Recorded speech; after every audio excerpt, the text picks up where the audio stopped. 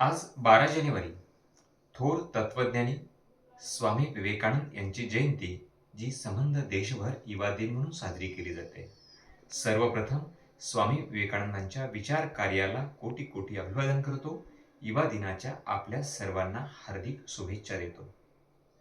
स्वामी विवेकानंद केवळ देशातीलच नव्हे तर जगातील एक फार मोठे तत्ववेत्ते, प्रतिभावंत व्यक्ती म्हणून परिचित आहेत. स्वामी विवेकानंदाने भारतीय धर्माची जगाला एक वेगळी ओळख करून दिली. विवेकानंदांनी धर्म, विज्ञान आणि तत्वज्ञान याची उत्तमातली उत्तम सांगड घालून मानवतेचा नवा धर्म जगाला सांगितला.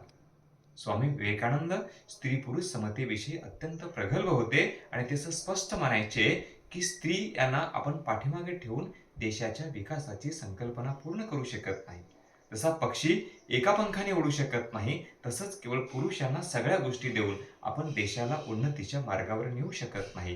म्हणून स्त्रियांनाही संधी, शिक्षण द्या, हा स्वामी विवेकानंदांचा अत्यंत प्रगल्भ विचार होता.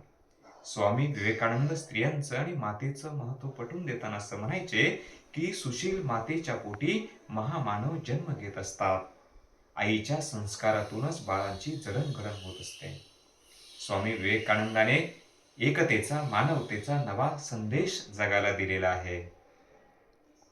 स्वामी विवेकानंदाच्या या वैश्विक कार्याला कोटी कोटी अभिवादन करून युवा दिनाच्या निमित्ताने तरुण बांधवांना एक नम्रतेचं आवाहन करतो की स्वामी विवेकानंदाचे चरित्र नीटपणे अभ्यासा. स्वामी विवेकानंदाची प्रतिभा, स्वामी विवेकानंदाची स्मरणशक्ती जाणून घ्या. त्या काळामध्ये स्वामी विवेकानंदाने प्रचंड ग्रंथांचा अभ्यास केला, वाचन केलं. त्यांची स्मरणशक्ती इतकी दांडगी होती की त्यांनी एकदा एखादं पुस्तक वाचलं तर ते पुस्तक कायमस्वरूपी त्यांच्या स्मरणात राहत असे. ते त्यांचं स्मरणशक्तीचं कौशल्य ते त्यांनी स्वतःच्या कष्ट आणि साधनेतून प्राप्त केलं होतं. युवकांनी देखील स्वामी विवेकानंदाचा हा आदर्श डोळ्यासमोर ठेवून अधिकाधिक वाचन करावं आणि स्वतःला प्रगल्भ आणि ज्ञानी बनवावं. तीच खऱ्या अर्थानं विवेकानंदाला आदरांजली ठरेल असं मला वाटतं. परत आपल्या सर्वांना युवा दिनाच्या शुभेच्छा देतो. स्वामी विवेकानंदाच्या त्या महान तत्व, ज्ञान आणि कर्तृत्व संपन्न व्यक्तिमत्वाला कोटी कोटी अभिवादन करतो आणि थांबतो. जय हिंद, जय भारत, जय युवा.